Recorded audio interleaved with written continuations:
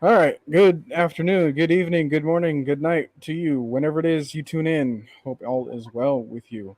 So I'm Noah. I'm the professor. Down below me is Oh, RIPCLIFF. Hey, and then below him. Uh, how how y'all doing today, man? How y'all doing this evening? I'm sorry.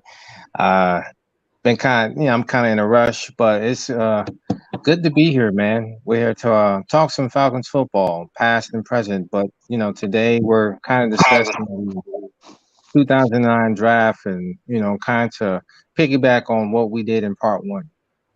Yeah, and if you need any sort of refreshers, you can check the description or you can find back to the previous video that we had. It just shows the Rex Ryan as the Falcons, jacket in the thumbnail. So it'll be pretty easy to yeah, we'll find. we'll explain a few things, like because some things are going to change, but and we'll kind of like explain why that change is. But Yeah. The for the most most part, important thing that we need to recap is our results of the 2008 season. So, in our findings, like we already went 11-5 in 2008. We could have went even better. We could have went even further in the playoffs had we had a little bit more aggression when it comes to our playoff decisions, right? So we had some choices against the Cardinals that might go in a different favor. And then we had the playoff game afterwards, which would have been against the Panthers, who completely collapsed. exactly. So then that would have been what, Philly? Yeah, in the NFC Championship game, which we put that we lose that game. Yeah. We'll So we'll in we'll this, we'll, we'll give them that appearance right there. Speaking of appearance, got some more people coming in. Bubba Gump, how's it going? how's it So going, man? because of this, we're put in the 29th or the 30th spot of the actual draft. In real time, we were actually a little bit earlier. I think we were 24th, and that's when we took Pariah Jerry.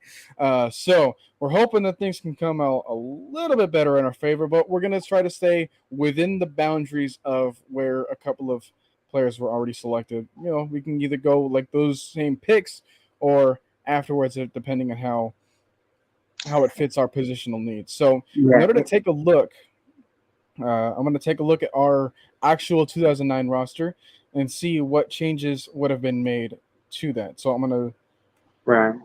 Because we need to to go take a through look free here. agency first, I think, because Yeah. So, free agency first, and then we'll focus on the draft, and then we'll focus on the schedule after that. So, here is not the right screen. Here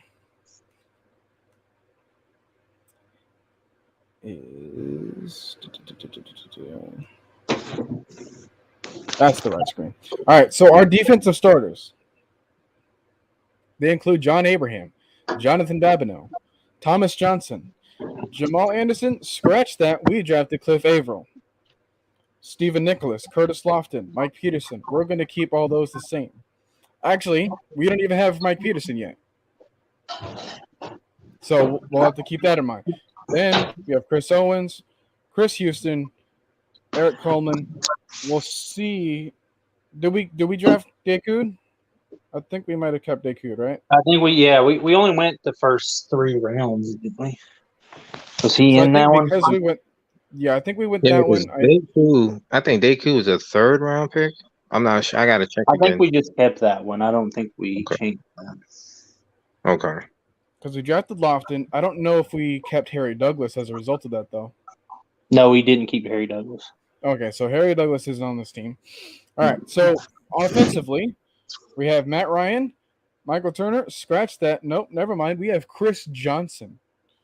All right, let's zoom in a little bit better here. Then we have Michael Jenkins. We'll keep Roddy White. Tony Gonzalez is not here yet. Justin Peel, Sam Baker. We did not draft him, so maybe Todd Weiner there. Yes. Then we have Now, Justin Blaylock, Todd McClure, Harvey Daw, Tyson Claiborne. They stayed the same, so we ain't got to worry about that. I don't want to get ahead of myself, but I think that the Tony Gonzalez trade still happens because that was not anything to do with Mike Smith and everything to do with Thomas Dimitroff and Matt Ryan being here, which they would still be in this scenario. Yeah, so I can get behind that. So let's go on with here. We got some more people coming up. Got ourselves in some I form or actually another. think So that we got here. We got Wallace Smith joining us. Howdy. We got Coach Unchained. Yeah, I actually think that the Tony Gonzalez trade. I mean, it's hard to say like it's more likely to happen because it did happen, but like he would be more apt to want to come to Atlanta because we just went to the NFC Championship game, and Yeah, his whole reason for leaving Kansas City was to win a ring. yeah. I still feel like it does happen because you feel like Tony, he's getting older. He wants to win a championship. And again, what you just stated, seeing that what we did here in Atlanta, he comes here and him being here will give the team an extra added punch on offense. You know, You're not going to turn down a chance to get Tony Gonzalez. Like I don't care no. what coach you are. Like at that point in his career, you're not going to be like Tony Gonzalez wants to come here. Nah. A future first ballot Hall of Famer, you're gonna let that go? Oh man, you'd be fired the next day. Yeah, so that happens still because, like I said, the main thing, the main keys on him coming to Atlanta was Thomas Dimitroff and his relationship with Bill Polian. Was it that, or no? It wasn't Bill Polian. Who was the guy that was the GM for the Chiefs? Anyways, they came Scott from Pioli? Scott Pioli. That's it. Yes. And they had a relationship, and then of course Matt Ryan being the young quarterback. So those are still in place. So I think that Tony Gonzalez is still here. All right, so step one, we're going to keep that the same. We're going to keep Tony Gonzalez here. All right, let's talk about let's go with like 3 positional needs, right? So what are our needs going into free agency before the draft, right? What are some positions that you can think of? Defensive tackle. Yeah, I definitely agree on that because I mean everything else is set. I mean you got your Batman and Robin at defensive end. I don't see anything wrong with your cornerbacks. Your linebacker You could upgrade there, but set. yeah, it's not horrible. Yeah, I mean it's serviceable, but we still need that defensive tackle. I mean, because Grady we know Jackson, we got to get rid of him because he's older, and we got to move on. So yeah, that's definitely a need. And then offensively, you're really not in a bad spot at that point. Obviously, you want to get some younger offensive line to develop, but it's not like an immediate need. So you're looking more for developmental guys in that regard. I mean, yes, because I mean, at the end of the day, I mean, not to cut Noah, not to cut you off in any way, shape, form, or fashion, but it's just that when you draft for, you draft for depth most of the time because you need those guys just in case if the starter goes down, you need those guys behind him to be ready to go. And when you look at, we're going to revisit this history. When you kind of look at if we did have, at the former regime, they didn't build depth. Now, when you look at having a Rex Ryan here, that's I think that's his philosophy, building depth, having extra guys and having extra guys behind the starters. Then that way, when something goes astray, it's like plug and play. You don't have to have any issues with the backup players because they know what they need to do to I'm sorry, I'm drawing a blank here. Basically, go ahead. Well, what I was going to say was this is proving because we didn't really change. Like we did change a lot from the draft, but our roster was not that bad in 2009. Going into the offseason in 2009, we were coming off of 11-5 year, had just gone to the playoffs. We lost in the first round, We did change a few things, which would have made this roster a lot better overall. But, I mean, you swap out Chris Johnson with Michael Turner, they're basically the same thing in a different type of scheme, right? They're giving you similar production. So, because, I mean, say what you will about Michael Turner later in his career, but for his first few years in Atlanta were amazing. Yeah, he was explosive. I mean, yeah. I mean, So, because we ran a power scheme, and one thing about that, and to this day, Saints fans hate Michael Turner. They hate him. I mean, they still hate him. Even though he's long and gone, he's retired and everything. Anytime you bring up Michael Turner, people are like, dog, I hated that guy because he was like a bowling ball. Yeah. But I mean, he's not here in this scenario, but you They're know, gonna hit Chris Johnson instead. Right? Yeah. We're swapping that, but my point is that we did not have a bad roster at this point. It was poor drafting moving forward that we didn't have depth to replace the guys that we lost in the future that diminished the roster slowly. So right now we're going in and the changes that we did make, I think, are overall long term better moves, for us. But again, there's going to be like we're trying to make this not like, oh, we're just going to get all the best players in the draft and free agency and just be. We're trying to stick to what we think Rex Ryan and Thomas Dimitroff would have really done in this situation, and just see how it plays out. Exactly. It's all about sticking to a philosophy, man. And we all know what a Rex Ryan, man. He wants guys that are very instinctual, guys that will do their job, And when he was up there in New York, that you just had guys that knew what to do, And one thing about with Rex and the way he would run his defense, which is a 3-4, you got to have players that when the ball is snapped, they know what they need to do. It's all about chemistry. It's all about everybody and that on the field that knows what they need to do. It's like when that ball's thrown, hey, you better be there.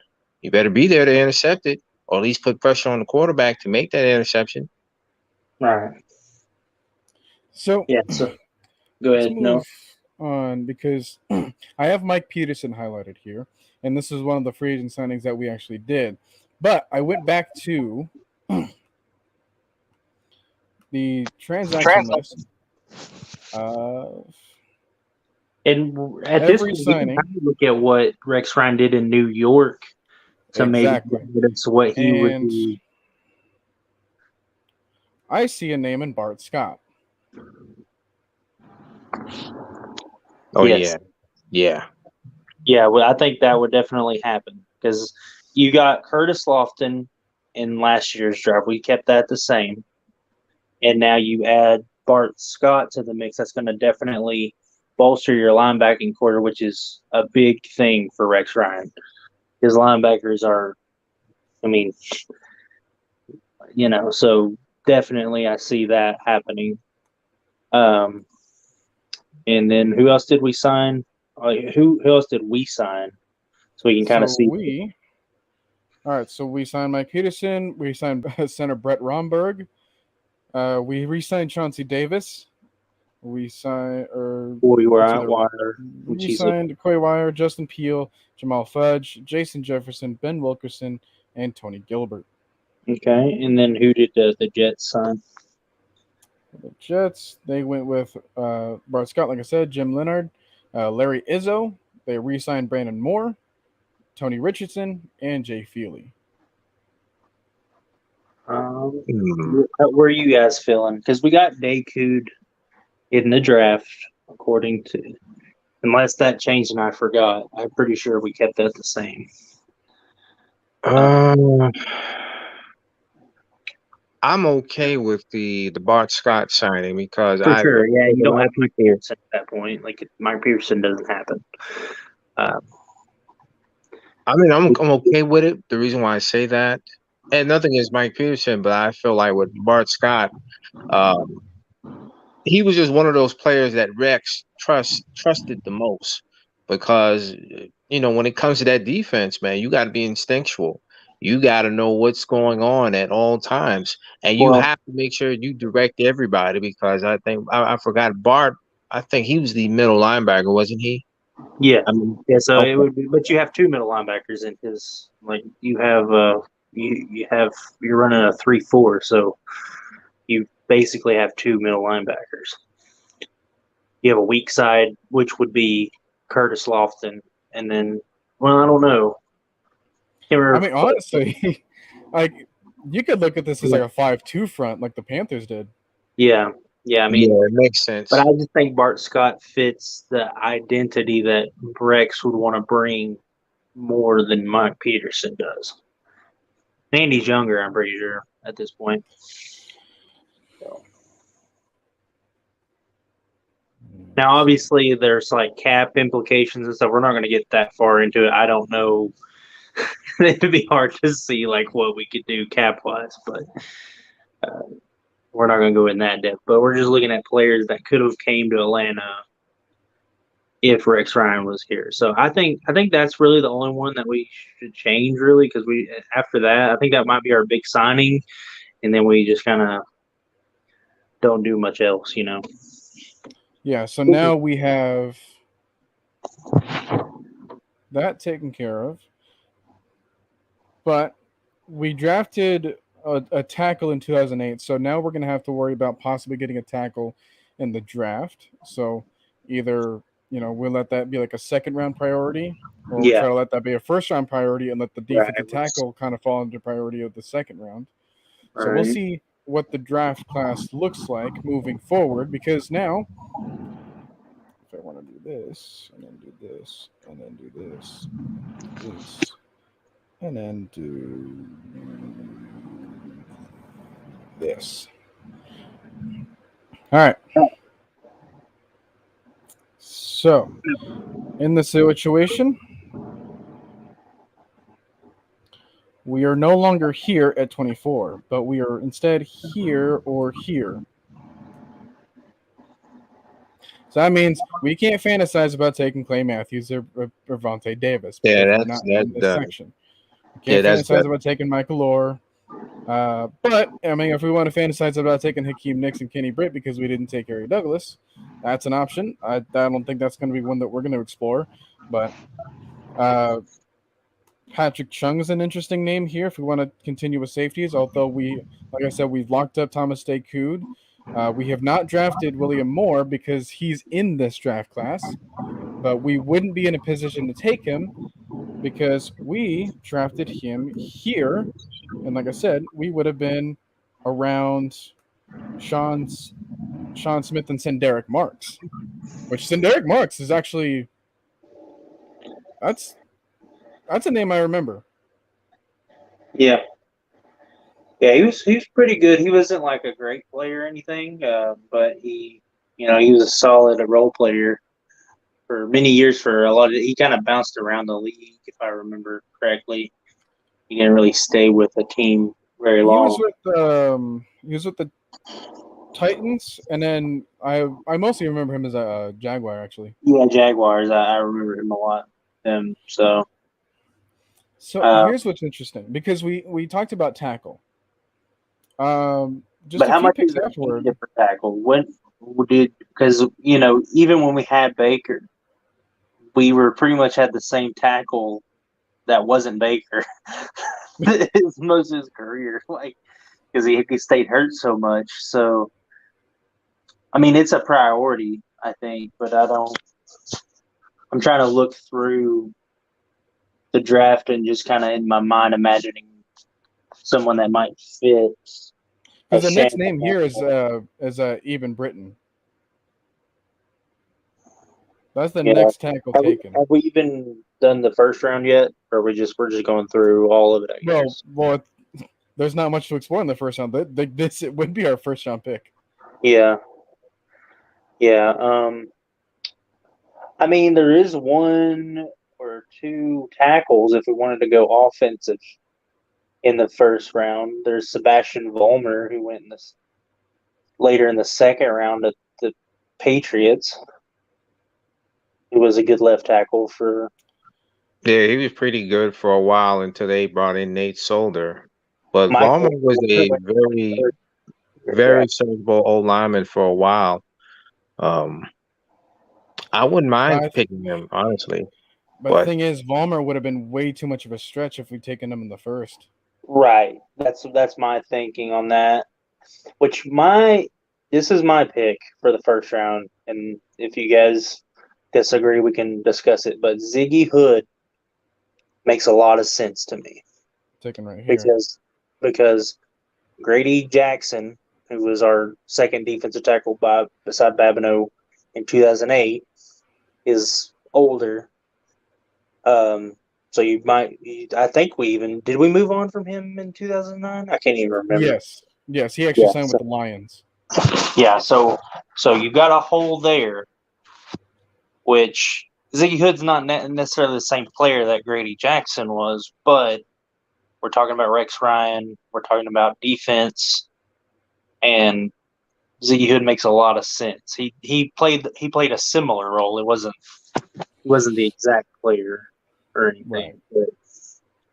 But obviously, I mean, Grady Jackson wasn't a Rex Ryan guy either. So, and who did the Jets pick in the first round? Which I know they're much higher up, but that was Mark Sanchez, duh.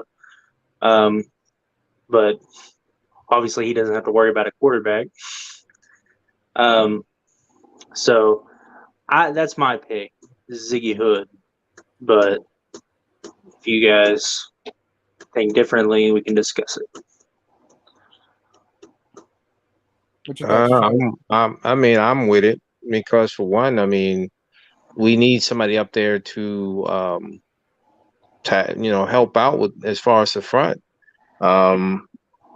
Because if you don't have those guys up front, you're not going to go far. Yeah. Go ahead. Ziggy Hood isn't like, again, we're trying not to make like, a dream team of who you'd want to draft, like, the best players in this draft. Ziggy Hood wasn't the best player in this draft, but he was a very solid player in Pittsburgh, which again they would run way better than this guy.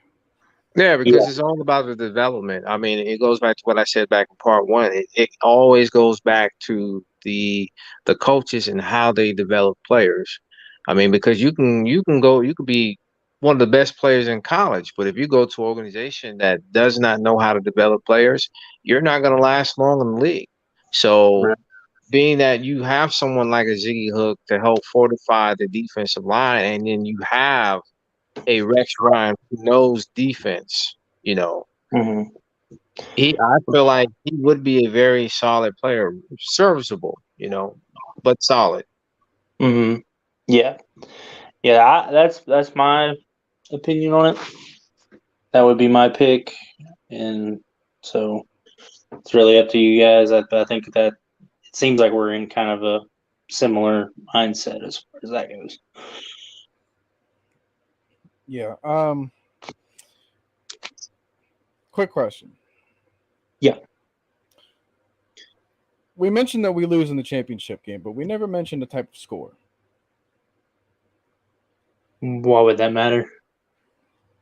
Whether it would be we lost in a shootout, or I just think lost because we couldn't score. Yeah, I think it's a shootout.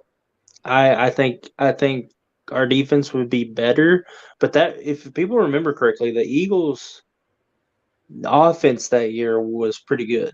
They had Deshaun Jackson, they had Donovan McNabb, LaShawn McCoy. LaShawn McCoy is drafted in this draft, so he wasn't there. Right. But they had what's his name that was there forever? So was Westbrook still there? Or yeah, I mean they still had a lot of pieces. They still had. I mean the Eagles always had running backs. They had Bud Selleck, and they had Andy Reid as their coach. So yeah, he knew how to coach offense. I don't know if you guys know that, but he's pretty good. Come on, check him out. But yeah, so I think we lose in a shootout, because I don't think that our offense was really ready at that point to keep up with that, and I don't think our defense was to the point that they would have stopped an offense like that. Okay, because that would have been my only thing. Because had we lost, I might have swayed more towards taking offensive linemen in order to kind of bolster up, so we can kind of score more points. So even Britain for me would be off the table. Here's the thing: Rex Ryan, he views, if he sees a shootout, it's not like the previous regime with Mike Smith and Thomas Dimitrov. Like we lost that game to the Packers, right? And that's when we made the trade to get Julio, which that's foreshadowing. That's not in this point. But what I'm saying is how they view things. That front office, that coaching staff at that time thought we needed to get more explosive. Whereas if we had a shootout or say we got blown out or something like that under Rex Ryan, he would be like, I need to get my defense to a point where that's not going to happen. Yeah, he tried to slow the game down, try to figure out certain ways to get that offense off the field as soon as possible. Right. Yeah, and he's going to use resources towards that defense. So that's the difference in philosophy that we're kind of going over. So. All right. But you get what I'm saying? Like, that makes sense to you, right? Like, Rex Ryan's not going to view things the same as a Mike Smith and a Thomas Dimitrov. He's not going to look at a blowout or a shootout as I need to get my offense better. He's going to be like, I need to get my defense to not allow that many points. So. All right. So now moving on here. So we got our defensive lineman here. This is who we ended up taking. This is where we would likely pick. What are we thinking now? Yeah, we're what, at like 60 now with the draft order since we went to fantasy. Let's see. And obviously there could have been trade ups and stuff like that. We don't want to go too far down the rabbit hole with that. I mean, if we see a trade that might be interesting, but I'm just looking through here. I'm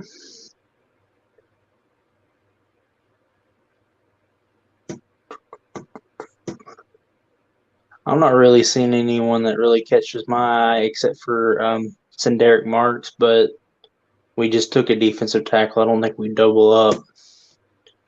What are you guys looking at?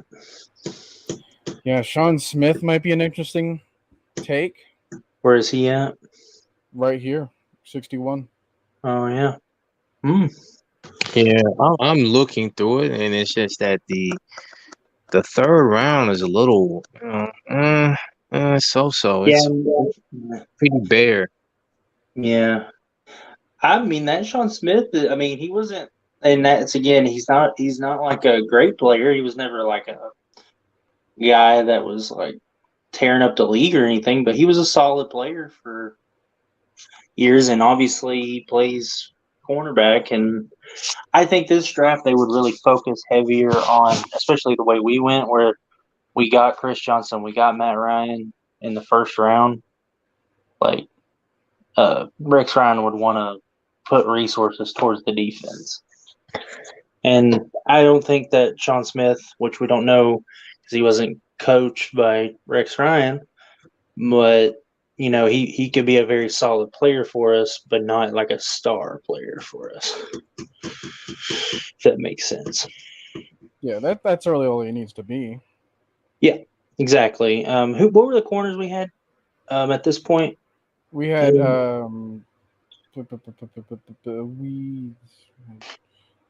they were Chris Owens and Chris Houston. Mm-hmm. Yeah, because this was Chris before Owens we signed. Chris Owens was a rookie, actually. Yeah, so yeah. It is on. Actually, so it is part of the course that we. Did we change Chris Owens? Didn't we change Chris Owens in the last draft? Because that wasn't the Cliff Avril selection. Or I'm seeing. No. Chris Owens was taken right here. But we took in this draft class. But did we take Cliff Avril instead of him, or was that our second? No. Chris Owens is in this draft class. Oh, in this draft class. Yeah, he was In picked 09? Yeah. Oh, okay. We got the Chevis Jackson was the one now. I'm the person I'm thinking of. Right. Okay. So we probably would have started him then. Yeah. But I think we changed the Chevis Jackson pick, so we didn't have that, I don't think. Or was no, because Harry Douglas was the one that was Cliff Avril's pick. It was Cliff Avril instead. Sorry guys, we're it's hard to remember exactly what all we did, but yeah, I mean Chevis Jackson, he sucked, so anybody that we bring in is gonna be better than him, so even if he is on the roster. So I mean he might be a little better than with Rex, but I don't think too much. So yeah, my vote for round 2 is gonna be Sean Smith. Yeah, I agree. Now, with us picking Sean Smith, do we still pick Chris Owens later on? No, we wouldn't have the opportunity. Oh, yeah, because we're picking later. So, see, like, we have to work this out in our head because this is very, very, you see how difficult this is, but we're doing it for you guys. Like I said, it's a very good exercise. I enjoy it. So. All right. So speaking of which, let's highlight again. That's where we were taken. These are the picks that we would have. Right. So we would be picking at the bottom of the third. All right. Who catches your eye here? Yeah, that's a good. Yeah, man. Yeah. Ooh. Well, down a little bit more. Ooh. I don't need to go any further than this. TJ Lang. Yeah. Yes. Yeah. Yes. Yeah. Because you're going to be looking for a tackle. Yeah. That would be a steal, especially for the value. You know, Mm-hmm. when you look at your 3rd and 4th round picks, and I tell people this all the time. When you look at your 3rd, your 4th, and especially your 5th round picks, you're looking in terms of value. You know, because let's say for your 1st or your 2nd round picks don't pan out, and it may be your 3rd or 4th that may come out and shine, and having someone like a TJ Lang on your offensive line, I take that all day. Well, this is my philosophy. This is where my philosophy comes in that people kind of talk about. They talk about need. I get that. I understand need. I understand if you're hurting for a quarterback or whatever, you're shooting your shots, right? But to me, need is a tiebreaker. It is not a prerequisite for a pick. Like Kyle Pitts, for instance, right? If you looked at our receiver and you heard it the whole draft cycle, we don't need Kyle Pitts. We don't need a tight end. We don't need a glorified tight end. We got Julio Jones. We got Calvin Ridley. We don't need another receiver. We need defense. We need defense. Everybody heard all that. We draft Kyle Pitts. Guess what happens? Julio's gone. Ridley's gone. Now Russell Wilson. See, and it's like that's what people don't understand. Again, not to cut you off, but people have to understand there are so many scenarios that can occur at any given time. Right. Like you just said, everybody say, "Oh, well, we don't need to draft Kyle Pitts." Blah blah blah. Okay, what happens? Julio's gone. Calvin Ridley's gone. You need somebody else out there. You need to groom them and develop them and make sure that they make an impact. You know. So you always talent over need. Always. I will always take the talent and the fit over a need. Like, I don't care. Like, because my goal is to have as many dogs on our football team as possible. And the only way that you do that is you set aside need. It is like, because my thing is, okay, let's say theoretically, we're pretty good at cornerback right now, right? pretty solid, right? We could use Yeah. some help, but we're good. And a bigger need for us is, say, a defensive tackle, right? So we're sitting at the draft, and maybe there's a corner that falls to you that is probably like 10th on your board as far as like overall players, but there's a tackle that's like 30th on the board, right? My thing is, you take the corner over the tackle, even though the need might be bigger on defensive tackle, because you're drafting for 4 to 5 years with a draft pick. So in 4 to 5 years, corner is eventually going to be a need to address. So why not just get better at that position? Because the player's better. That's how It's a bit more of an expensive need at that too. Right. Yeah, like where need will come into play is, say you're talking about maybe the 10th player on your board versus the 15th player on your board, and the 15th player is the need, right? Because you're not losing a lot of value player talent wise. But if the gap is large, take the player. And that's what the Kyle Pitts thing was. There was nobody on that board. I know Micah Parsons was great in Dallas. Kyle Pitts is better. He's just there's only one Kyle Pitts, and there will only be one Kyle Pitts for years to come. So that's my evaluation on that. But anyways, we're talking about this draft. So TJ Lang, perfect pick. That would be. I mean, they're already miles better than any draft classes that precede this draft. With anybody else that was noticeable from who we had here? Well, we had Lawrence Sidbury in the 4th. No, that's not notable. William Middleton, that's not notable. Garrett Reynolds, that's not notable. Let's take a look. Spencer Atkins. That's not notable. Yeah, I don't remember him at all. I think he played for Georgia, didn't he, or something? That seems to ring a bell. But he's about right. Vance Walker. Swagger Vance. I remember him vaguely. Hey, look, I remember. Yeah, I remember Swagger Vance, man. I mean, he was. I mean, I don't know. I mean, yeah, he was drafted in the 7th round, but the time that he was here, he was a good player, and I know there were a lot of Falcon fans that were kind of not kind of, they were pissed that we let him go, because he was a good player. He was solid. Yeah, but we're keeping all those players the same, because the first 3 rounds that's really where the difference is made. I mean, yes, filling out your roster, and this is why I get so mad when every year there's an ultra talented player. RIPCLIFF, your audio kind of weird. Is it a little feedback? Okay. Is it still going on? Yeah, you seem pretty far away. Yeah, very distant. I did not change anything that I was doing before. Let me try to leave and join back and see if it'll fix it. Sure. All right. So, just to recap real quick about what we did. So, we're going to keep Tony Gonzalez, keep that trade alive. We're going to draft Ziggy Hood. We're going to draft Sean Smith. We're going to draft TJ Lang. We're also going to sign Bart Scott.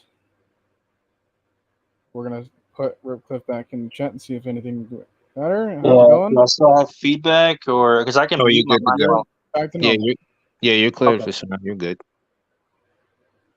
All right, but yeah, like I said, what I hate every year is when you have a player that's falling in the draft that's a ultra talent, and he might be falling for medical concerns or whatever, and we just don't take him. Like, that frustrates me, because if I'm drafting, especially in that 4th, 5th, 6th, 7th round, I'm looking for guys that have upside. right? Yeah, you're But, looking for low risk, high reward players. right. Because if he don't And if his medical makes him out of the league, gets him out of the league in 2 years, he's probably the same as a lower talented player that's probably out in the league in 2 years anyways. So my thing is though, like you look at like I was a big Trey Smith guy. I'm a Vols fan, so like I knew who he was. The Kansas City Chiefs draft him in I think the 6th round or late 5th, and he's an immediate starter on that offensive line. We draft Jalen Mayfield in the 3rd, and we don't know if that dude's going to make it or not. yeah, I mean, not to get off subject or anything with Jalen Mayfield, but I trust me, I'm one of the few guys that wants Mayfield to make it, man. I want him Oh, to make I definitely want him to make it. I'm it. just worried. Like, and I'm not saying that he won't. I'm just saying that he's, the It's guy not I looking wanted good right now. is already starting. He's already got the starting job locked Yeah.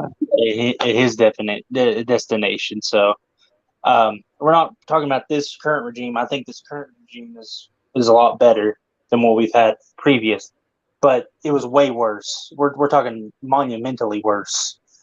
Yeah. I remember whenever like the draft would come and they would always draft players that I had either never heard of or I knew about, and I was like, why is he going this high? Why are they drafting him? Like Rashid Hageman, like he was a very talented player, but he had a lot of questions, like a lot of concerns that came to fruition later on in his career with us. And we drafted him in the 2nd round. Peter Collins, we drafted him. Oh, don't give me that. Don't get me started with that, Dude, dude. that Please entire don't. 2012 Please draft. don't. Oh my God, Please. that Oh was my one of God. the worst drafts ever. Don't. Oh my God. Just bringing his name up just hurts. It's like my head hurts when I hear that name. I mean, that dude was so freaking terrible that he used to tap his feet giving up the damn snap count, man. It's Yeah. like, I'm like, really? Yeah, and We I'm took trying. this man in the 2nd round? Oh my God. I'm My trying head not to go on hurts. a tangent here, but all we're saying is like we had a good roster going into 2009, and it slowly deteriorated to nothing because of poor drafting. So, yeah. But anyways, we're done with the draft. We got DJ Lang. We can move on to the season now. Yeah, and speaking of which, I put down 5 things to stop this team. Because if we go back to the right here,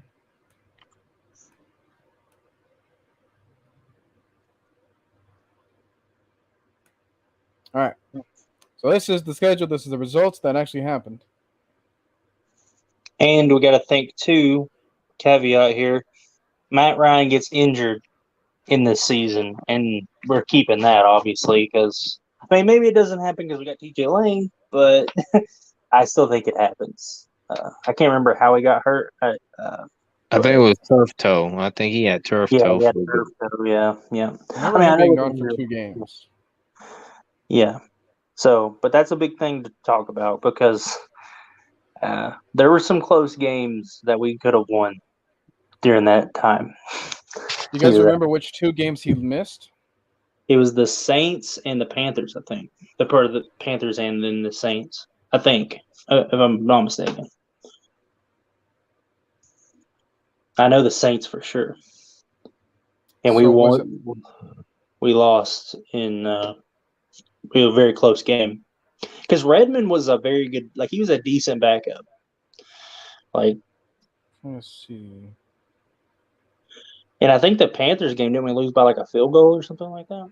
Okay, yeah. Matt Ryan played this first game. First game, yeah. It was towards the end of the year because it was whenever New Orleans was killing it, and we lost. Yeah, I see Chris Redmond right here in the. Yep. Yeah, and I think the game before that was the Panthers. Game before that was Philly. Yeah. Yeah, we lost 34-7. I feel like there was maybe Matt Ryan was playing that game, but we go to that blast that Panthers loss up above the New York Giants. I feel like was Matt Ryan playing then? You got to think this is what more than a decade ago. So Yeah, see it pass Justin Field 3-yard pass to Matt Ryan in the fourth quarter. So okay, yeah. So Matt Ryan was playing. So which games did he miss? New Orleans and it was this game and this game. make sure did he play the Philly game or no? I would imagine by the score, 7-34. Yeah, because I'm seeing Chris Redmond right here. Yeah. Okay. So that's still a loss because I don't think anything's saving that one. But No. the New Orleans lost though. We almost beat them with Chris Redmond. Yeah, because if we would have won that one game and one other game, we would have made the playoffs. Yeah, so let's talk about that because there are some games. I mean, not even only that, but I think that was a win. That would be a win with Matt Ryan. And well, heck, there's this overtime game against the Giants that we lost. Yeah. And can we look at that and look at the score, 31-34. So we put up points, and our defense let us down. Story of they scored in 4 minutes. There was no problem for them to score down the field. Yeah. I think games like that, like I don't want to give us like too many wins or anything, but we can at least get a possession with the Giants defense. And I mean, if you lose Matt Ryan for 2 games and you lose one and win one against a division, like that would have changed the division entirely, And do we win the first Saints game with Matt Ryan? Because that was close too, wasn't it? We did not, but again, it was a 1-score game. But what I'm saying is like, yeah, in this scenario, I'm talking about like, do we win that game now with Rex Ryan? That's a valid discussion. Because I think that was one of the games that we lost in the last minute in New Orleans. Yeah. Yeah, like we lost. Like maybe like Matt Ryan had to have a drive and he got us all the way down there and it just didn't.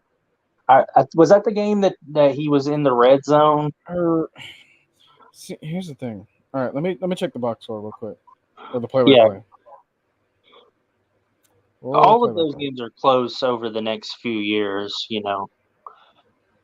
Which again, if we've got a better defense, because the thing is that we kicked the field goal that brought us to 27-35. We actually got the onside kick.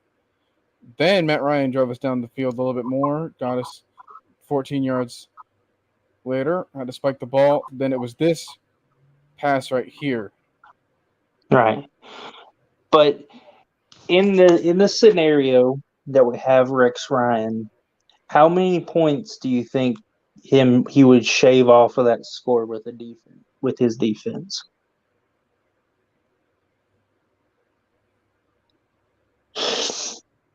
Because this is like nearing prime Drew Brees, Yeah, I mean, I'm not saying that New Orleans wouldn't score. I'm not saying that they would score. Let's see how their last touchdown was. Because they had this drive right here. And this drive took 2 timeouts away from us, too. This drive started with 8 minutes and 30 seconds left on the clock. Yeah, and see, here's the thing, man. How many third downs did we have in that drive? How many times were they at third down? Once. Once? Unless if we want to count the actual time that we scored. What was the third down that they were? What was the yardage distance? It was 3rd down and 5 on their own 24. See, I think, and that was probably the first. That was before they got a first down, right? Wait a minute. The plot thickens because it was a penalty on Mike Peterson for defensive holding, he wasn't we don't have. That was another play. We would get them in. Because the rest of the drive doesn't happen. Exactly. That happened so many times. We would get teams in third downs, and we would commit a penalty to give them a first. Happen all the time. Yeah, that play never happens because one thing about Rex is that he always had an emphasis on not, getting penalties, man. Like because here's the one thing. Here's the thing. There's one thing I will give Mike Smith credit for is that with him, we were the least penalized teams in the NFL. Rex Ryan hates penalties. He hates that with every fiber in his body. So I feel like with Rex Ryan, that never happens. And It never. listen, here's the thing. If that happens, they're punting because you got close to 8 minutes left. They're not Yeah, going to go for it on their own 24 yeah, we're on punting. fourth We're and getting this 5. ball back with 7. Yes, up 4. 7:30 Yeah. down 4. And guess what? What Rex Ryan is doing, which our team was horrible at doing. We are pounding that ball. We got Chris Johnson now. We are pounding that ball down their throat. I don't think they get the ball back. I don't think they do. They don't get ball back with much time left, and I don't think Rex Ryan's going to let Drew Brees have a 2-minute comeback drive. Like I said, I don't want to give him too much credit, but these are the situations that Rex Ryan would have made a difference in my mind. You guys agree? Absolutely. Yeah, and it's like,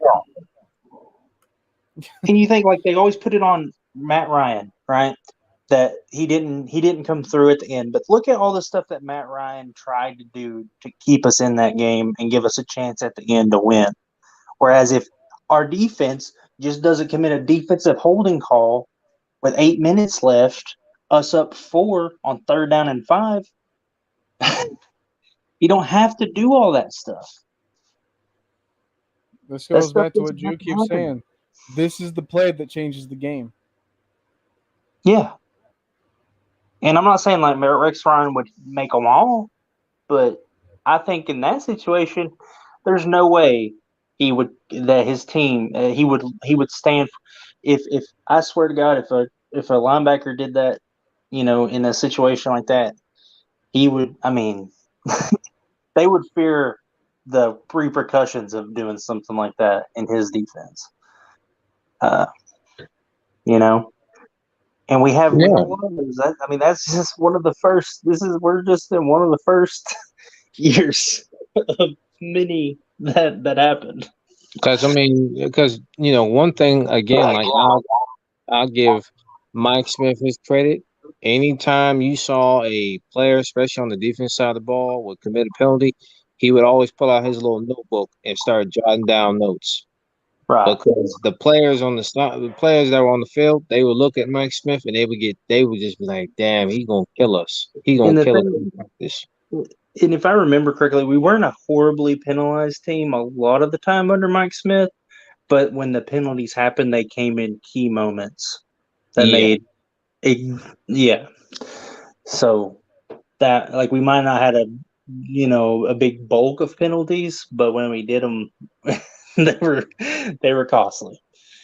And that one, you take the ball out of Drew Brees' hand at that point, and you give the ball back to Matt Ryan and our offense, who were scoring and moving the ball pretty well. I don't know. And then all of a sudden, this turns into a 31-28 game. We hand them their first loss of the season. Right, and we're 5-2 instead. They're 6-1. We're 5-2, so we're right in the thick of it with the tiebreaker.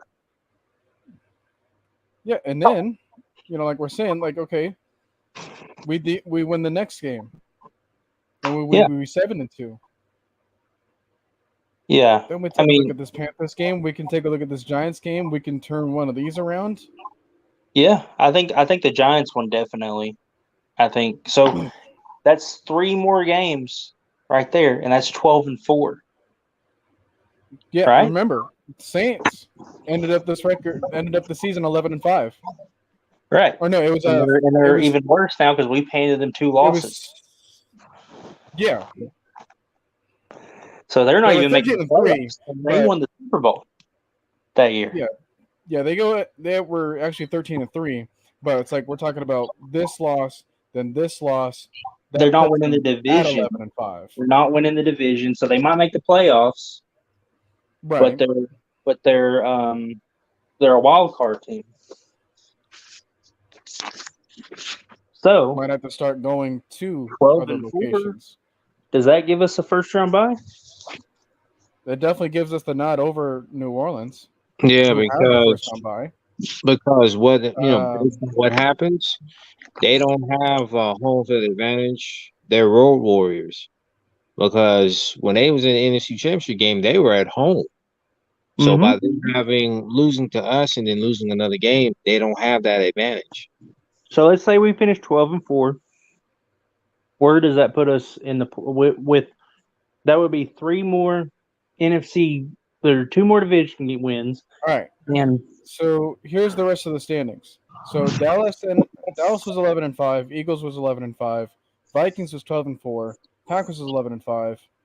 And then Cardinals was 10-6. So if we ended up going about 12-4 as well, we'd be tied with the Vikings with the best record in that division or in the conference. what was your divisional record? Because that's the tiebreaker, I think.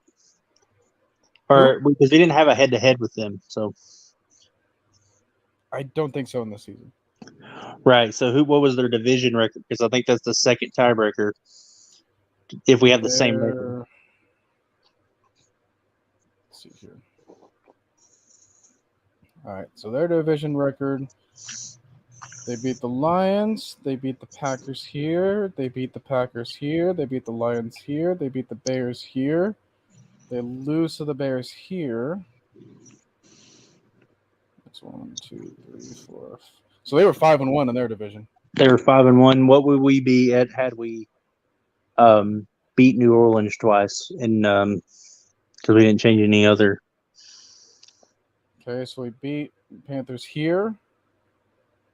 We would have had that win against them there. So we split with the Panthers. Did we lose? Okay. Did we split with the Bucks?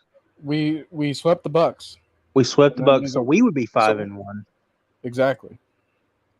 So then it would go. I think it goes to the NFC overall, like your record over the NFC overall.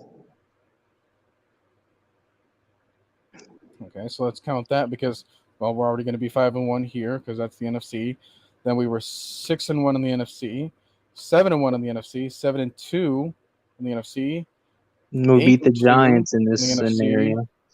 9-2 in the NFC, 9-3 in the NFC. That was about what, like 9-3 then? Yeah, and what were the Vikings? And again, guys, we're talking about first, second seed. We're getting a first round bye here, regardless. But it is important because then it kind of decides who we're playing, in the playoffs.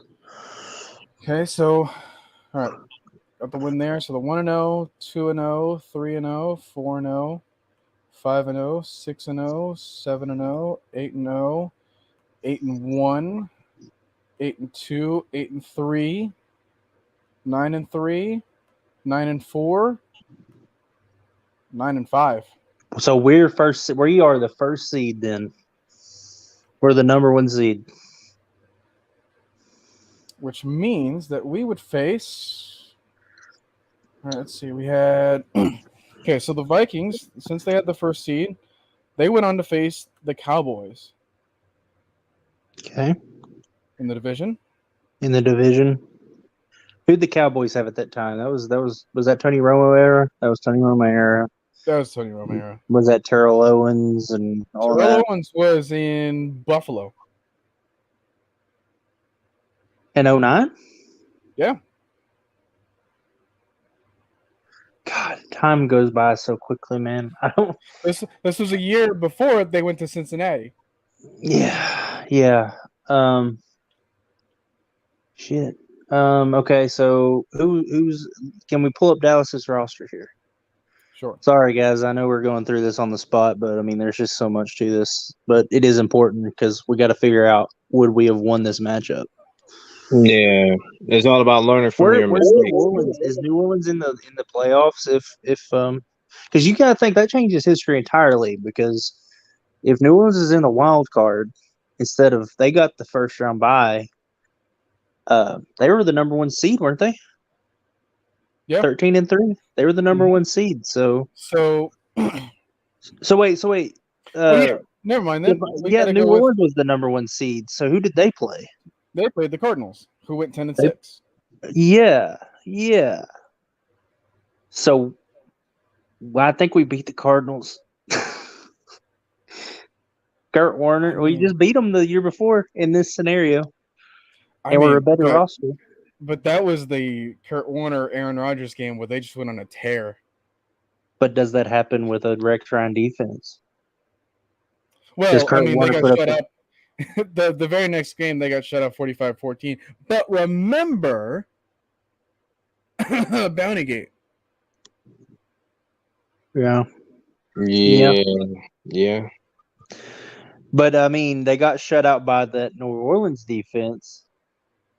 Do we have a better defense than that New Orleans defense with the Rex Ryan defense, with the players that we've added? So I think we have a better defense. They went 20th in points allowed. Yeah. I mean, I'm just saying, I think we have a better defense than they do. I mean, they didn't have a great defense. They had an opportunistic defense that got turnovers. Yeah, because they were plus 20. We had the 14th best defense. Yeah, but this is not Saints defense though. Like at that time, their defense was very opportunistic because of turnovers. They were like, I think, plus 20 in the turnover differential. Plus 20, I think. But a Rex Ryan defense, they're going to get turnovers too, and they're going to get stops on third downs. I think we beat the Cardinals. I mean, I don't know about you guys, but maybe the chat can decide. See if we got anybody. Yeah. Those listening in, what are we thinking here? Because this was the playoff results. And we're in Atlanta. We're hosting the Cardinals. Ask the chat and see what they think. I want to get their perspective on it. If there's anybody in the chat that wants to chime in, I mean, how do y'all feel about it? Because we're thinking about this game right here, swapping us with this team right here.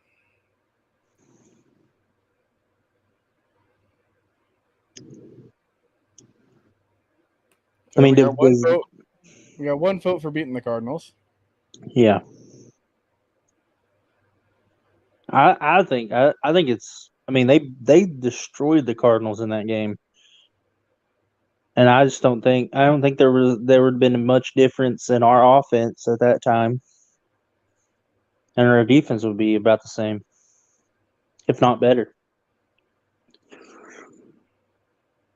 I don't know. I mean, I hate to be a homer and but we're showing you this is the reason that we're doing this, because I think Rex Ryan's right. Spoiler. I think Rex Ryan is right. That we would be. Really? I mean, really, when you go back through it, though, it's really eye-opening to how much just a few little tweaks and changes. I mean, Mike Peterson doesn't commit that holding call, and we get the punt, and then we hold off to win that game, and then we win if we have the better offensive lineman so that Matt Ryan doesn't get turf toe.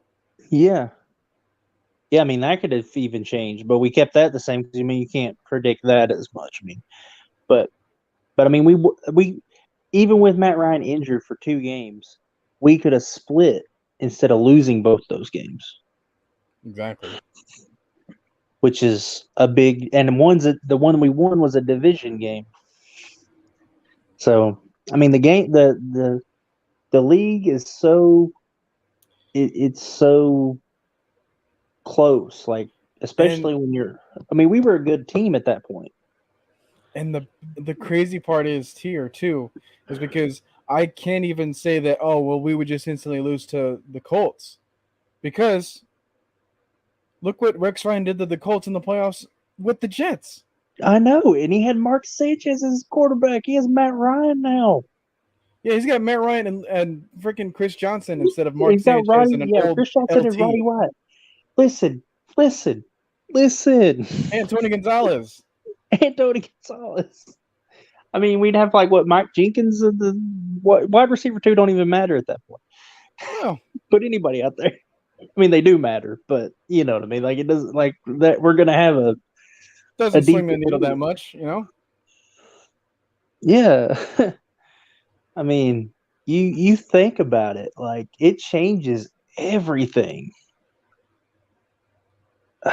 Man, but I mean, obviously we can't go back in time and change, but I think that like I don't think we're being I mean, chat can let us know if we're being too outlandish, but I don't think that we're going too far out of the realm of possibility here. We're just changing a few things here and there, and things the results are completely different. You know, we're not saying that we're just beating everybody, you know, but there are key games that Rex Ryan's would have made a huge difference on. Yeah, We see his line of work already with a team that was like notably worse than ours for a lot longer period of time. Yeah. So I think, I mean, look, here's the converse. The Saints won the Super Bowl this year. If they don't win those 2 games against us, they don't even make the playoffs, or they make the playoffs as a wild card, and they're out. Like, you know, like yeah, they would have been a win against they would have been a win against the Packers most likely, or no, 2009. along those lines. It was the Cardinals were division winners, right? Maybe they faced the Cowboys. Yeah, and did the I don't think the Saints necessarily beat the Cowboys that year, and they definitely I don't like. You look at how the Minnesota and New Orleans game went. Think about it. If let's say Dallas plays New Orleans and they lose, right? So then Minnesota is playing New Orleans, but they're playing New Orleans in Minnesota, not New Orleans. And that game was lost in the last minute over a Brett Favre turnover. So yeah, and think back to what we were saying too, because the Saints had a hot streak. They were 7-0. They lost 3 games later on. They could have lost even more, and then that could have carried them because we've seen collapses later on in the season. And almost happens every single freaking time with the team. They could have maybe made the playoffs. They could have maybe beat the Cowboys. They're not beating Minnesota in Minnesota. Period. They're not doing it. No. So I think we beat the Cardinals, and I think we're playing Minnesota in Atlanta in the NFC Championship game. We switch spots with New Orleans. We're in that position. Now, do we beat the Vikings? Because the Vikings are very good that year. Very good. Yeah, very good. You got a young AP, and I mean, this was the game.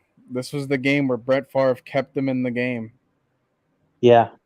But you know what? He turned it over at the end against an opportunistic defense in New Orleans. Are we that team? Yeah, that infamous broadcasting, man. This is not Detroit, man. This is Super Bowl. About it. Matt Ryan has experience now. He's not. This isn't like he just went to the NFC Championship, and this mirrors. Guess what Rex Ryan did in the AFC his first 2 years. Back-to-back championship. Back-to-back AFC Championship games. This would be the same thing, but he's got a much better quarterback in Matt Ryan, and that defense is coming in to its own at this point, right? 2 years under Ryan's, you look how quickly the Jets defense turned around, when Rex Ryan took over for the Jets. And yeah, because the Jets are right here in reality. Yeah. Like what we're saying is not all that far off. Yeah, we're not. I mean, like I said, he did it in New York. He did it with a much less, a lesser quarterback. And your quarterback, I mean, I'm not like Mark Sanchez ain't even. You can't even put Mark Sanchez in the realm of Matt Ryan. Regardless of what you think about Matt Ryan, Mark Sanchez ain't near that. And I know this sounds like a homer, but I think in the second NFC Championship game, Ryan lost the first one. Do we win this one? I think so. If it's at our Well, place, yeah, because you continue to build that It's in defense. Atlanta. It's in Atlanta. And Atlanta at this point, like, and think about the perception of Matt Ryan at this point in Atlanta that would have been totally different than what it was at, I he's mean, week when you think two. about it, not just him, but I feel like the whole team. It wouldn't be no, Yeah. oh, we Think get to the about playoffs, we're like, 2016. yeah. Think about how much they got behind the team then. Like, our fans are not good fans, but they're fair weather fans. So if we're doing this, freaking Atlanta is rocking in the NFC Championship game. I don't know about you guys, but I think we win. I remember thinking about how daunting of a task it was for us to face the 2016 Packers. Yeah. And then we just destroyed them. Exactly. Like Matt Ryan, and people are going to see it this year in Indianapolis, I think. Matt Ryan is something else, dude. He ain't like people won't put him in the category of Derek Carr and all that stuff.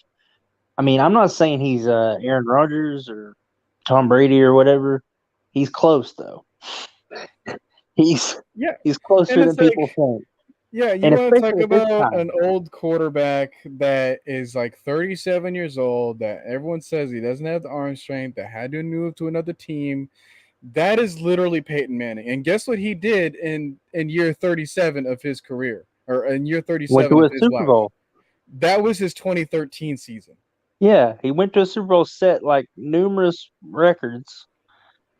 Yeah, just destroyed the league until he got to Seattle or the Super Bowl against Seattle, and things went south. But so yeah, I think we win, and it's Matt Ryan versus Peyton Manning in the Super Bowl. Which, oh man, talk about a dream. That's a dream matchup, man. Yeah, because guess what, Rex Ryan. You look at the Jets versus the Colts with Rex Ryan. Like, Peyton Manning had some struggles. You don't get Peyton Manning a lot, but Rex Ryan can get it. Because when I say it's a dream matchup, because you really think about it, both Ryan and Manning, they're kind of alike because they're very cerebral. So when you look at either both of them on the field, you don't know which one is gonna, outwit the other. It's gonna be like a battle of wits. Here's the thing: Matt Ryan is not on Peyton Manning's level at this point. All right, he's in his second year. He's not as good as Peyton Manning, but he ain't going up against he's just in his second year of having Kyle Shanahan, of having his offensive He's not going up against the Rex Ryan defense, though. He's going up against the Indianapolis Colts defense, which at that point they had, Freeney. Did they have Freeney at that time? And what's the guy? Freeney, Mathis. And was it Mathis? Yeah. Yeah. But other than that, like, they weren't that great of a defense. They were a defense Bob Sanders wasn't here. He was hurt all the time, even when he was. So yeah. So, they didn't have a whole lot. Like, I'm not saying it's an automatic win for us, because it would be definitely difficult to stop Peyton Manning no matter what defense you have. But a certain other team pulled it off. Right. Now, they did have to kick an onside kick, but you know what? Rex Ryan ain't afraid of doing some like, I don't think he would have been exactly like that, but he ain't afraid to kick an onside kick, a surprise onside kick, to turn the tide of a game. Yeah, I don't think Kyle Shanahan would shy away from that kind of decision either. Right, exactly. So we're talking about a completely different Falcons team at this point. Like confidence on high. I mean, you just came off the Mike Vick era, and 2 years you went to the NFC Championship game. Now you're in the Super Bowl with a new quarterback. Listen, the things that they were saying about Matt Ryan, ain't nobody saying that shit about Matt Ryan at this point. People talking about him goated at this point in Atlanta. Oh yeah, because not even Aaron Rodgers was doing this right now. No, Aaron Rodgers was. People forget this, but like there was a point in time where people questioned whether Aaron Rodgers would be able to take the place of Brett Favre, and he had some limited showings. Like I think he came in for a Dallas game that Brett Favre got hurt, and he did not look good. All right, it might have been the Patriots or something. Yeah, there was one game. I think it was Dallas. Like Brett Favre played most of the game, but he got hurt, and Rodgers had to come in late, and he didn't look like. I mean, he didn't look like horrible, but it also wasn't. And Aaron Rodgers, you got to think like Aaron Rodgers started like playing starter football when Matt Ryan, like he was that 2008? Yeah, because Yeah. 2008, and then he went to Brett Favre went to the Jets, and then 2009 he went to the Vikings. So I mean, so discount double check ain't here yet. So I mean, and we'll get to that next season. You know what? Well, here's the thing. Like, I think our goal was, hey, could Rex Ryan give us a Super Bowl? I think we already created the path. Yeah. Like that was the goal of the entire what if. This is it. Second year. We've already accomplished it basically. Yeah. I mean, if you guys want us to take it further, we might do it, but I think we win a Super Bowl in year 2. What do you think, Rashad? I see it because I mean, just the mentality alone gets us there. I mean, just the way that both sides of the ball are balanced. I mean, you have your defensive tackle, you have your pass rushers on the defense. I mean, everything is basically set on the defense. And it just boils back down to how well the team executes and the play calling, as well as the coaching. And I see it. It just balls back down to execution. So we've got them winning a Super Bowl here in 2 years, right? So if people want us to continue this, I feel like we need to set some goals on this video. And not only that, but we stopped a certain other team from getting theirs. Yeah. Think about Now how people are viewing Drew Brees in New Orleans at this. Drew Brees is not the savior of New Orleans like he is now. Like, you take that away, I mean, that changes everything. And we're talking about just 2 years. No, we didn't make your dream team. Yeah, no, we just made a few pieces tweaks that were nearby. Yeah, and we just relied on the coaching staff. No, what do you think? I think we should to continue this series. If people really want to, we can do it. But there's a lot to it, and we go in depth. So I feel like we should set goals for views or likes or something.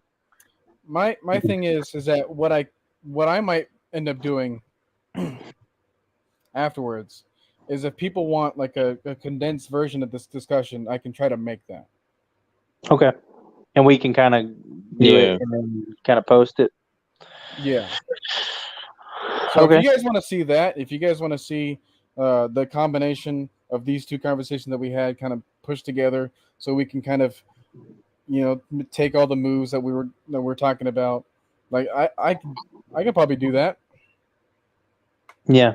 Because I mean, if there's engagement enough, love to at least do something condensing the rest. Because from here, Matt Ryan wins a Super Bowl in his second year. Rex Ryan is obviously in command of this team. Like how many? Like at this point, it's like LeBron James whenever he went to Miami. Not 6, not 7, I mean, to not win a 8. Super Bowl your second year here, and then when you look at Rex Ryan, he's the talk of the town. He doesn't have to pay. He doesn't have to pay for another meal in the state ever again. Oh yeah, I mean it's a wrap. And Matt Ryan, his career, how the media perceives him his whole career here, completely different. Completely different. Because think about it, Aaron Rodgers hadn't won a Super Bowl since 2010, a year after Matt Ryan would have. And think of all the excuses they've made for him not winning a Super Bowl. This dude has lost like 5 NFC championships later, and they still praise him. Like, I mean, Aaron Rodgers, man, if people really looked up, if people really broke everything down to a molecular level, I mean, come on now. That man I think he's like 8-53 in the fourth quarter when he's going against a winning team. Right. In the fourth and quarter. I'm not saying Aaron Rodgers is a bad quarterback. He's a great quarterback. But he's a great quarterback. But I feel like with him, sometimes he lets his ego get in the way at times. Yeah, he's not a leader, I don't think. I don't think he's the leader Matt Ryan is. Like, I don't think, like, people call me a homer, like, all the time about Matt Ryan and think I'm with fan goggles. But I'm telling you, like, we just showed you a few things here and there. We didn't go in like, oh, now we're go undefeated, 19-0. We didn't even change a lot of games, like in the sense of like we lost it by a lot, and we're like, oh well, that's a win. We just changed like 1 or 2 plays that changed the game. Yeah, because I mean, it's all about that one play. Because people, but here's the thing, Rep, and this is what people don't understand. When it comes to a game in football games or a championship game for that matter, it's all about the momentum, man. Because one play could be the deciding factor of you winning and losing a football game, or winning or losing a championship. That's what people have to understand. I mean, now I don't want to open up any old wounds or anything, but that's exactly what happened to us in the Super Bowl 51. Yeah. One play changed everything. Yeah. And if we were running the ball and doing the things that anybody that looked at odds or anything like that would have told you, you do not do what we did. You don't do what we did. It doesn't make sense. Literally, we had more of a chance to win that game just taking knees and nothing else than we did the route that we took. They literally the odds of them winning if we just take knees that whole second quarter after we went up 28-3 are like less than 1%. And that's taking knees, dude. Taking knees and oh yeah. I mean, but that goes back to the mentality of the coaching staff. Because I've said before, like I said back in part 1, coaching will make or break your football team. And when it comes to the coaching we had, it broke the football team. And you know what? We have Kyle Shanahan in this scenario on our team, but he is much more leashed at that point. Because if Rex Ryan ain't letting him freaking do what happened in the Super Bowl in 2016. No. He's like, dude, my defense is not playing 90. Like, our defense played something like 100 snaps or something that game. Yeah, it was ridiculous. Yeah, because we gave up two point conversions. And we kept rushing the same 4. Yeah. And Rex Ryan ain't just going to be in a shell, cover 3 shell. Like, he ain't doing that. Like, he's going to kill. Tom Brady's probably going to leave that game injured because he's going to be bringing the heat. Well, too, I love to. I want to give credit to Big Sam. He's sometimes he's on the lives with Mad Mike and everybody else. He said that because a lot of people love to leave out this one thing when it pertains to that Super Bowl. In the first half, we blitzed. In the second half, we stopped blitzing. We stopped running the ball. We ran the ball six times in the second half with a monstrous lead. Who does that? What coaching staff does that? Because it's like when you look at both sides of the ball, offensively, we stopped running the ball. Defensively, we stopped blitzing.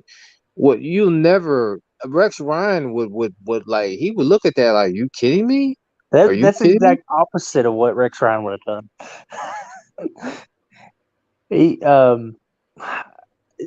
he might even Matt Ryan probably don't throw another pass that second half. Like he's just handing it off to whatever running back we want to run it with. Because I mean, with a Rex Ryan defense, you're not giving up 2-2-point conversions in the Super Bowl. Rex Ryan's looking at a 25-point lead, and he's like, there is no possible way my defense is going to blow this lead. So my offense has already done their job. They don't have to do anything else. All they got to do is run the ball when they have it. That's all they do. And if we punt, so what? That's good. That's a win. My offense has already done their job. Now it's time for my defense to do its job. That's how he would look at that. And that's how it should have been looked at. Any coach should have done that. Any person what level of football would it make sense to be up 25 points and run the ball 6 times after that? Well, I mean, if we just want to be brutally honest, and I know some people in the chat may look at me like I'm crazy when I say this, we didn't deserve to win that, man, because we got cocky. No, we didn't deserve to win it. But Robert Alford basically spilled all the beans how they were we got celebrating cocky. during the halftime show. We were hooting and hollering in the locker room. And that's fine for fans to do. Players can't do that. I mean, Robert Alford said it. He said it too. He was like, I was about to go pop a bottle in the locker room. Like, you never see a Rex Ryan team do that type of shit. Yeah, because if he saw players doing that, he would have nipped that right in the bud. He'd been like, hey, man. Excuse the profanity, but I'm just saying, I'm just being blunt about that. Like, you would never, ever see a Rex Ryan do anything like that or allow that to happen. Period. No. And, I mean, we're talking about 2016, right? But we just proved that there was a lot more meat on the bone for this team. A lot more. Yeah, I mean, 2009, we didn't even make the playoffs. Yeah. And then, here we are in a different scenario. We not only make the playoffs, but we, go all the way. So, and I mean, like I said, the chat can, share this with your friends or wherever, see what they think. But I don't think we went crazy. I don't think, we made realistic moves. We didn't just give them all stars. I mean, honestly, our rookies really didn't make much of a difference other than Matt Ryan and Chris Johnson. I mean, I'm sure Avril would have helped the defense and things like that, but I don't. So, yeah, if you guys want to see a condensed version of our conversation that we just had, let me know either in the chat right now or in the comments afterwards, after we're done, or you can send me a message on one of my recent videos. And I'll probably do it there. Yeah, if we don't do a Rex Ryan, I think we were talking about doing some other scenarios, what if Mike Vick never went to jail, things like that. There's different what if videos that we can conjure up. Yeah, and if you guys want to give some different ideas. Give us some ideas. I mean, if there's anything that you want us to discuss, let us know. Because we're more than willing to talk about it. I mean, but the biggest how we go down the rabbit hole. Yeah. The biggest thing here, man, this proves that coaching was our issue. It was not the players. It was not. I mean, obviously we regressed because the front office didn't replenish our team, but the Falcons in 2009 were a Super Bowl ready team. They just didn't realize it. Yeah, but coaching makes all the difference in the world. Oh, of course, man. I mean, and we're not saying that Rick Ryan's a goated coach, he's the best all time. He just would do the things that he was good at improving were exactly what we needed as a team. He improves the defense, and he gets a run game. That's all we needed. So with that being said, we appreciate you guys tuning in. Do you guys have any last things to say real quick before we go? Because the game's tomorrow. Any last final statements? Oh, yeah, I'm excited about tomorrow, which I won't be able to watch it live, I don't think, unless I break down and get Game Pass. I'll have to wait for it to come on NFL Network and record it. But yeah, I'm excited to see what Ritter, if they play. They said that they're playing all the guys, so I want to see what Mariota and Ritter's got in store for us. Drake London ain't playing because I think he's on the reserve. I don't know why he's on the reserve, but the depth chart that came out had him as a reserve player, so I don't know if we'll see him, but we'll see Kyle Pitts, hopefully. Tyler Aguilar. Algier, yeah. Algier, I'm sorry. I was actually kind of curious because I don't know if it was like a different thing about Game Pass versus to NFL Plus, or is that the same thing? I think it's the same thing. They just changed it, but I'm not sure. I I think think it's it has new a and 7-day improved. free trial, but Because I might have already accidentally paid for it. okay. Well, I I mean, think if you got it. If you paid for it, at least you got it. I And I got the honestly, year-long subscription, so I mean, you'll be good. I mean, during the season, you'll be able to catch every game now because they said with NFL Plus, I think yeah, you'll you be got able the to digital catch of course. rewind. every So, other game. Not only that, I wanted the Which- coaches film, which I didn't get last year. yeah, yeah, which would be good for film and stuff. But also, like, we've got another player. We got Matt Ryan in the Indianapolis, so that was my kind of thinking. Like, I might break down and get it just because. Obviously, I'm going to be watching Falcons games, but I also want to watch the Colts games. So, Yeah, Yeah. I gotta get it because I'm over here in California, so I'm in Tennessee, this so isn't a local game.